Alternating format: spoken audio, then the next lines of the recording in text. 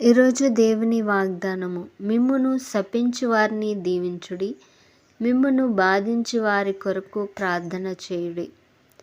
దేవుని వాక్యం తెలియజేస్తుంది, శపించేవారిని శపించవద్దు, శపించేవారిని దీవించండి, మిమ్మును బాధించే వారి కొరకు ప్రార్థన చేయండి.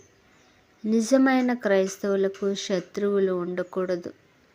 మనం అందరితోనూ సమాధానముగా ఉండాలి. నీకు ఎవరి మీదైనా విరోధం ఉన్న ఎడల నీ అర్పణములను అక్కడ విడిచిపెట్టి పోయి సమాధానపడి వచ్చి అప్పుడు దేవునికి మొక్కుబడులు చెల్లించాలని దేవుని వాక్యం తెలియజేస్తుంది.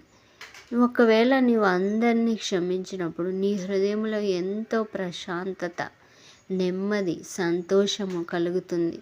ఒక్కసారి నీవు నీ శత్రువులను క్షమించి చూడు, నీ హృదయం ఎంతో ఆనందంతో నిండిపోతుంది.